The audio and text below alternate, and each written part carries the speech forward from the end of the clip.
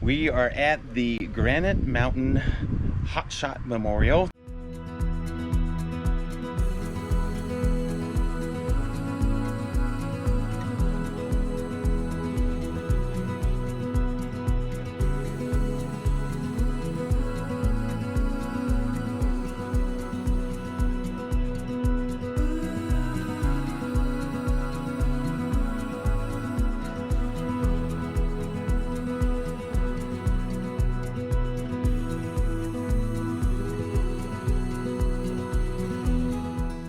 We're going to take a long hike, a real long hike. Well, it's 7 miles. It's 7 miles, 7 miles round trip, but that's out and back. Yeah. And we usually do about 4 or 5 at the most. So this is going to be a little bit longer, but we're going to make it. This is a memorial that we want to see on the hot shots that perished in a fire that was in 2013. So the Granite Mountain Hotshots, the way this all came about was that they were in the fire department as in Prescott as a Forest Service type, and they were being denied becoming hotshots because they apparently couldn't meet certain requirements. And so over time, they worked really, really hard, and they got their certificate to be a hotshots team. And so they would go out and fight fires. And this fire that came up in Yarnell, which is just, I think it's south of Prescott. And they were out there fighting that fire when the weather conditions turned really, really bad, and everything turned for the worse for them. And unfortunately, 19 of the 20 of them perished. And this site is a memorial that memorializes each one of the firefighters, and then at the end it shows the fatality site. And we're here doing this hike with our friend Kimberly, so you'll see her in the video, and let's go check it out. All right. This is the beginning of the trailhead here, and here's a little information about our hike that we're going to be going on today. The different points where they got plaques honoring all of the 19 individuals that perished in this fire. And here's a little rundown of the individuals that were the hotshots that did perish. Only one of them, which was Brandon right here, was the actually only survivor. But this is a pretty interesting memorial. And actually down here at the bottom is an actual timeline of what occurred that day with specific times and when everything had happened.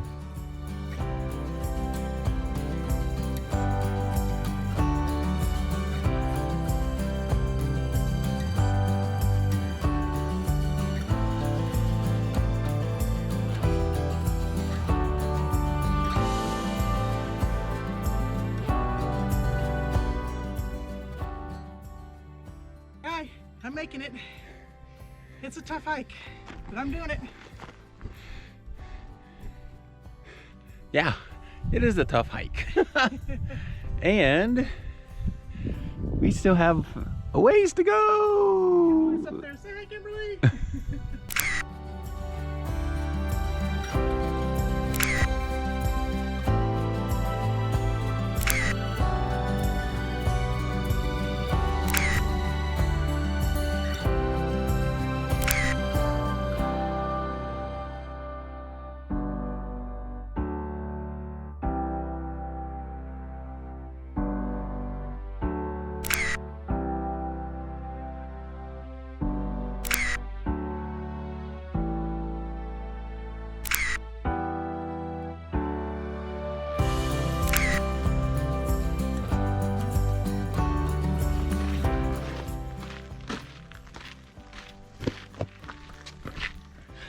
Look, a slot canyon.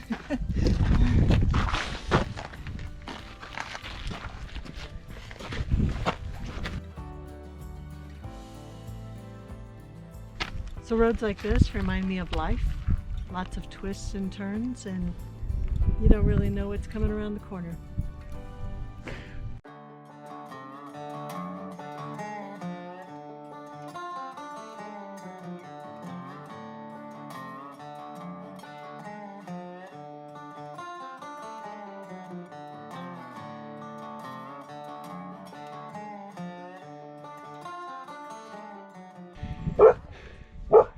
we've made it up to the memorial.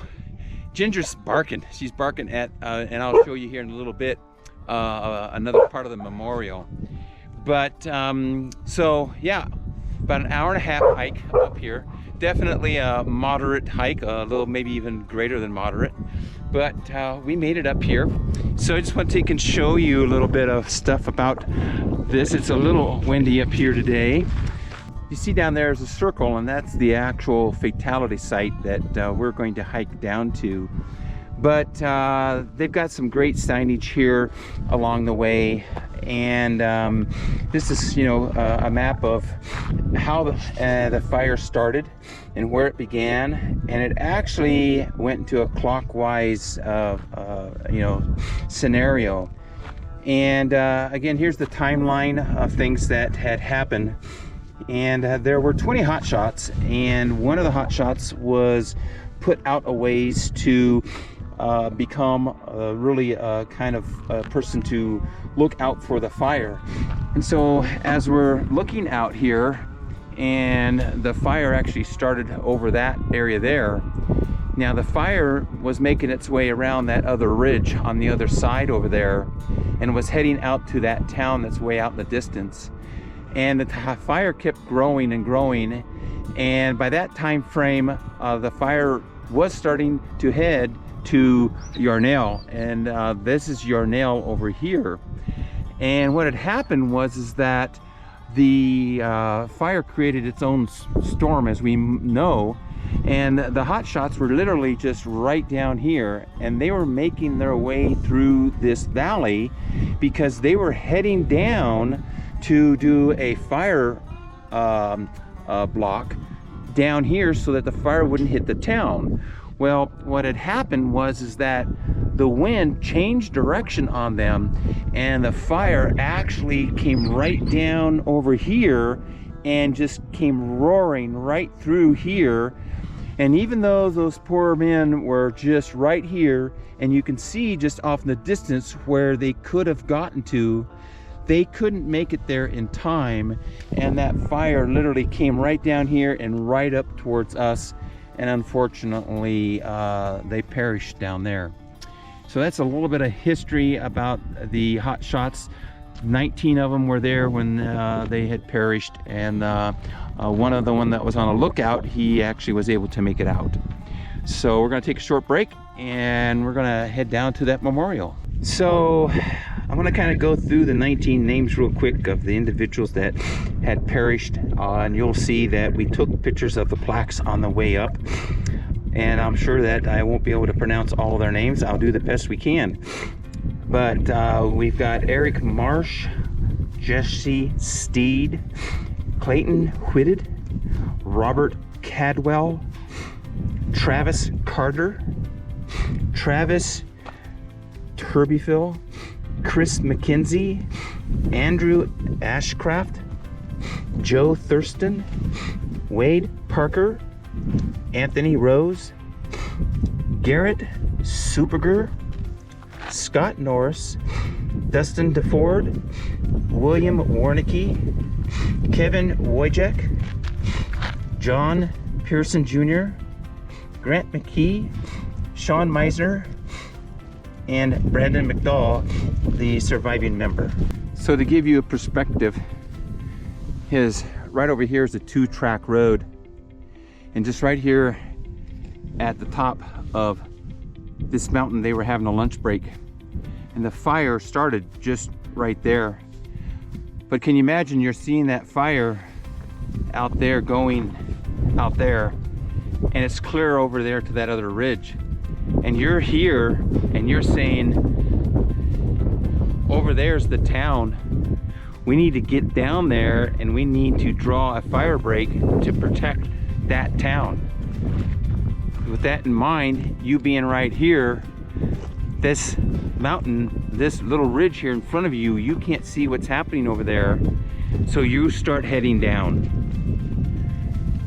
and you are also in a situation where you don't have contact now with your spotter, because as you're heading down here, and you're heading down, you're behind these mountains and this ridge, and you can't hear your spotter. So you don't know that all of a sudden the fire has changed. You just know that you need to get down there. Had no idea that this was coming for them.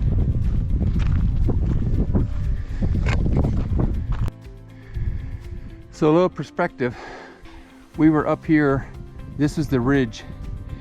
Can you imagine in the middle of June, July when this happened, in the heat of the day, and having to come down through all of this thick brush and making your way down through all of this just to come down here to build a fire line.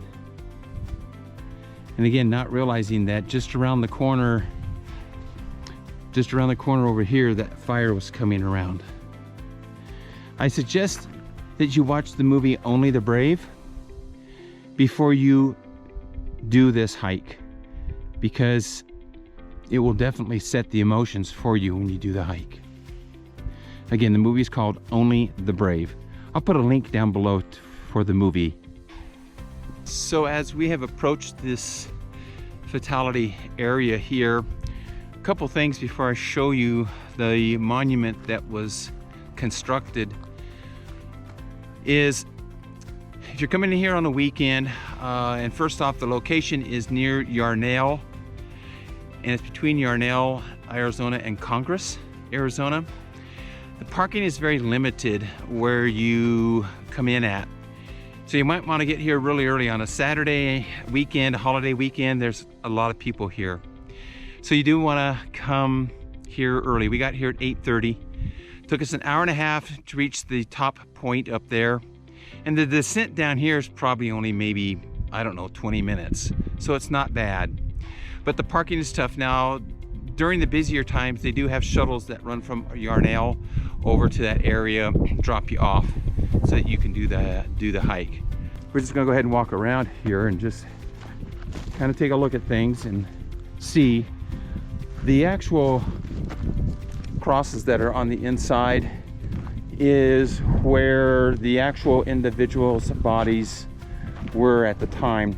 And again, if you watch the movie Only the Brave, you will see really what went on during this time frame, and it's absolutely just really sad of what had happened. But we want to just take a moment here and show you the memorial.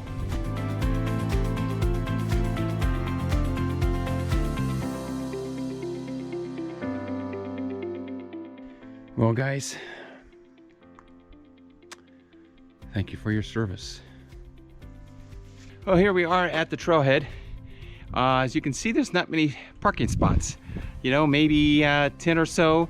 You can park, and they do allow it here, a little bit of parking on the side. And as I mentioned earlier, they do have a shuttle that runs from Yarnell, down to here. But overall, we started at 9. We got done at 1:30.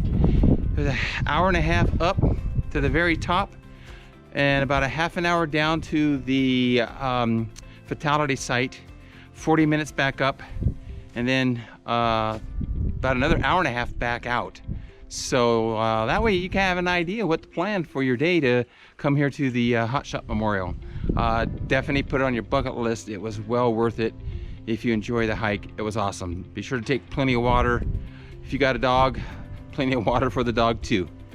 So until later on, hey, we'll see everybody down the road, and we want to make certain that you like this video. So be sure to subscribe to our channel, ring that notification bell, give us a thumbs up, and we encourage you to live your freedom. Take care now.